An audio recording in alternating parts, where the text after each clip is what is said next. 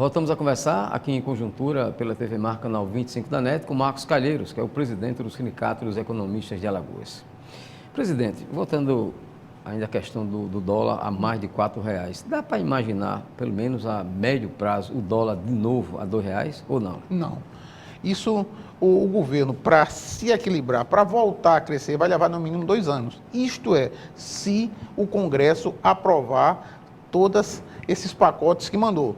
Se tudo der certo, né? Se tudo der certo, diretamente como você está dizendo, se tudo der certo, o dólar pode cair, mas daqui a uns 2 anos. Isso leva tempo, porque o que é que ocorre? Isso tudo é fruto da insegurança, da incerteza do governo. E o que fazer, o que fazerem aquelas pessoas que têm compromissos, empresário que investiu em dólar, pessoa física mesmo que tem alguma coisa que adquiriu em dólar, como sair dessa situação? Ou não sai? Não sai. Só o tempo é que vai, né? O tempo é que vai ensinar as pessoas a ver isso, porque ninguém esperava também, há meses atrás, até antes da eleição, que o dólar chegasse a isso. Mas também nós temos uma conjuntura internacional totalmente desfavorável. Nós temos o problema na Grécia, nós temos o problema em Portugal, a Espanha com problemas econômicos, a China, houve uma redução do seu crescimento de 30%, quer dizer, a China ia crescer 10%, vai crescer 7%. A China, quer dizer, houve essa redução. A China hoje deixou de exportar muito, já está tendo problemas. É uma das maiores importadoras de commodities, que valorizou muito as nossas commodities. Então, esse problema não é um problema só do Brasil, é um problema hoje generalizado. Na verdade, o nosso caso aqui é porque nós sabemos que o governo, anos atrás, podia ter tomado essas medidas corretivas, mas não deixa de ter os impactos internacionais na nossa economia. Em termos percentuais, seria possível estipular quanto seria esse efeito da crise internacional na situação econômica do Brasil?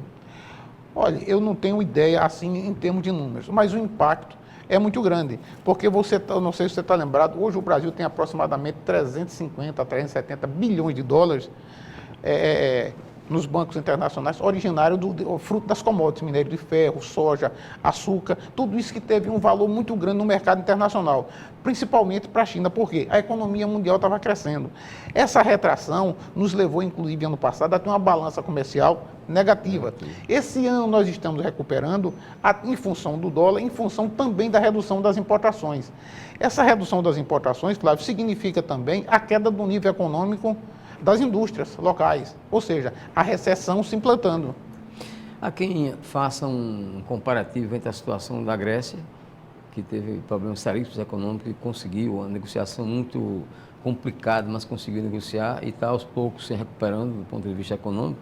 Esse comparativo da Grécia em relação ao Brasil. Dá para fazer esse parâmetro ou não? Não, porque o Brasil é um gigante. O Brasil é mais ou menos a 7ª economia do mundo, não é verdade? O Brasil tem 350, como estamos por mais ou menos 350 bilhões de dólares de reserva. Ele está bem avaliado ainda pelas agências de risco internacionais. O Brasil ainda tem uma boa avaliação. O Brasil é um grande exportador, principalmente essa parte de commodities.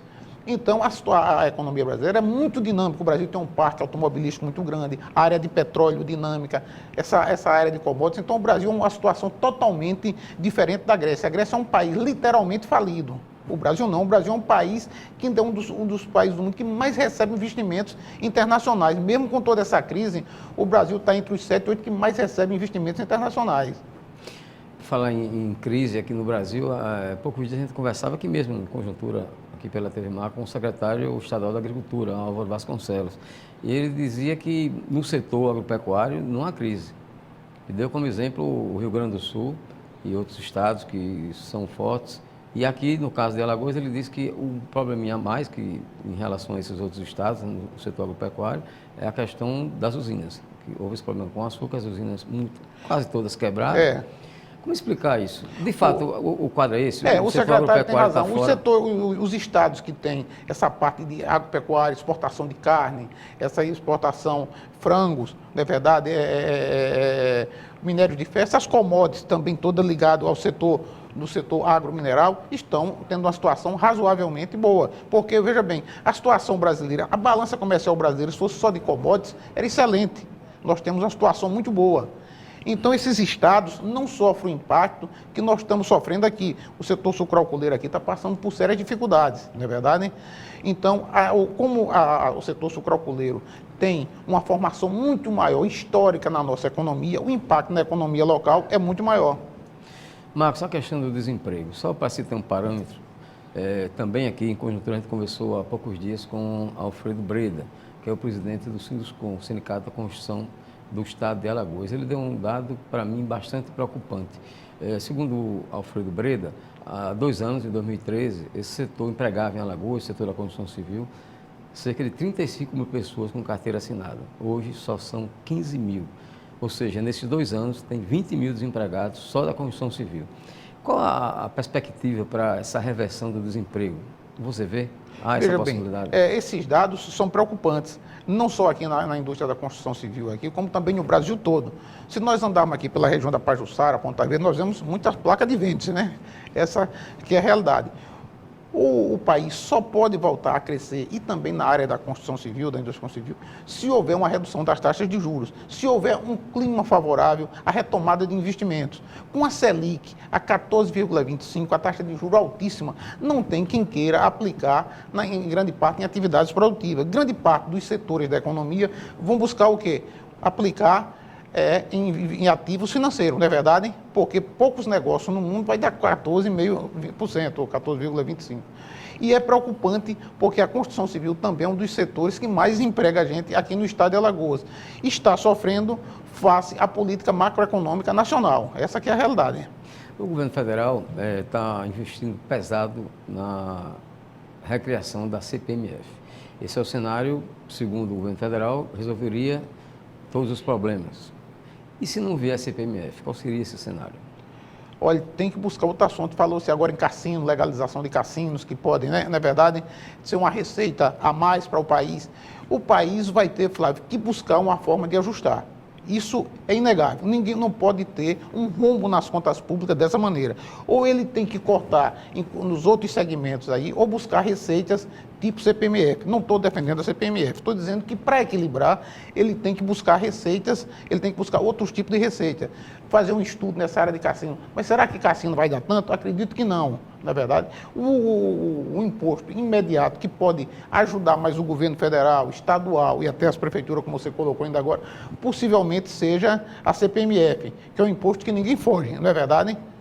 Pode não ser o ideal para a sociedade, mas nesse momento, se não tiver mais onde cortar, tem que aumentar a carga tributária. Infelizmente, essa que é a realidade nossa. Quem defende a CPMF alega que é um imposto que tem uma incidência pequena, né? Cada um pagaria um pouquinho e um imposto que abrangeria, um tributo que abrangeria toda a população, do pequeno ao grande. Esse é o grande... Essa é a verdade. Ninguém foge da CPMF, concorda comigo? Não tem maneira de você sonegar.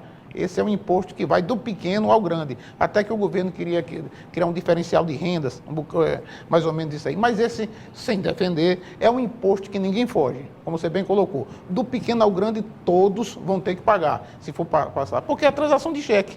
Então não tem a movimentação financeira e outros aí, ativos financeiros. Então não tem como fugir, né? Marcos, você falou no primeiro bloco dessa nossa entrevista que a crise é política e é econômica, não se sabe quem criou quem. É verdade. Isso é possível se resolver a situação econômica do país sem resolver a crise política? Flávio, essa é uma boa pergunta. Eu acho que não. Eu acho que, primeiramente, tem que resolver a crise política. O governo consolidar a sua base de aliados, para que consiga aprovar no Congresso as suas medidas, as medidas necessárias para isso. Eu acho, até como você bem colocou, que é isso. O governo tem que buscar primeiro refazer a sua base de aliados, o que não é fácil num governo em crise, impopular, que ninguém quer estar ao lado de um governo impopular, em crise, não é verdade? Mas o fundamental é o governo refazer a sua base política. E a questão não é só, na minha opinião, só o desagrado da classe política em relação ao governo, é também de outros setores, como, por exemplo, a CPMF. Ela mexe com o cidadão comum e com os grandes empresários. Você tem uma ideia, essa semana reuniram-se cerca de 100 entidades de classe fortes aqui no Brasil, inclusive a Fiesp, que é o poderosíssima de São Paulo, posição contrária radicalmente à implantação da CPMF. E lançaram até a campanha, não vou pagar o pato. É verdade. A classe empresarial, o nosso consumidor, ninguém quer pagar. Agora, é isso que eu disse, foi aquilo que eu frisei e volto a frisar com você. Não tem saída.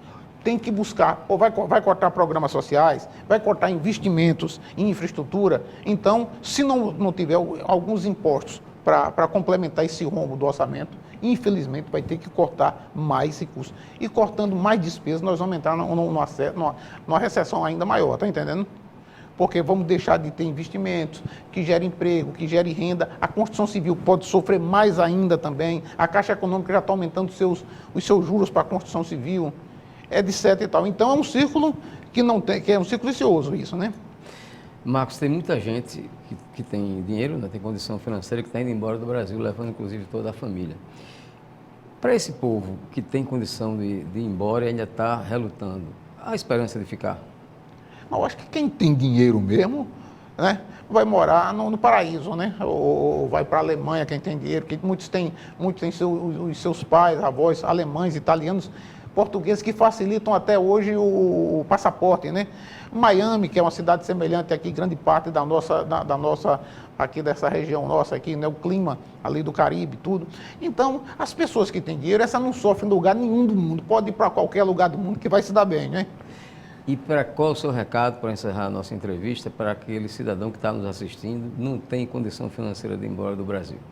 Olha, acho o seguinte, nós estamos vivendo um momento difícil, um momento que as famílias de classe média para baixo têm que assimilar seus orçamentos. Não pode gastar mais do que ganha. Não é hora de se endividar-se em cartões de crédito com juros de 350% a 400% ao ano. Não é hora de endividar-se em cheques especiais também da mesma forma. O que é que nós temos? Isso é uma agiotagem oficial. Não é verdade? Esses juros altíssimos que o Brasil, que o sistema bancário brasileiro pratica. Então, nesse momento, é ter calma, é não endividar-se, o dinheiro vai guardando na poupança para uma emergência e esperar dias melhores. Mas se todo mundo fizer isso, vamos terminar entrando numa recessão. Também tem esse aspecto. Mas nesse momento de crise, as pessoas que não têm grandes poupanças, que têm os seus empregos, é melhor se segurar um pouco, não é verdade? Porque o que é que ocorre? Vai se endividar no cartão de crédito, vai se endividar no cheque especial, não sai mais. Então, vai postergando alguns consumos que poderá não fazer falta no momento. Outra coisa, e vislumbra melhor a economia como vai crescer, não é verdade? Porque tem pessoas que seus empregos também podem estar ameaçados com a crise, como você colocou ainda agora, do setor sucrocoleiro, pessoas do setor da construção civil, em determinadas áreas industriais que não estão crescendo. Tem outros, como você falou ainda agora, do setor primário, do setor agroexportador, que está crescendo. Essa não tem problema, esse segmento de emprego. Mas tem pessoas de determinadas áreas que tem que segurar, não é verdade? Segurar o barco, postergar o consumo, esses consumos supérfluos vai deixando para adiante, determinadas viagens deixa para adiante e esperar os horizontes da economia melhorarem. E também está acompanhando o dia a dia da economia, o dia a dia do Congresso Nacional, o dia a dia do país, que é fundamental. Fica então o recado de Marcos Calheiros, presidente do Sindicato dos Economistas de Alagoas, aqui nesta edição de Conjuntura. E nossos agradecimentos a ele pela sua participação.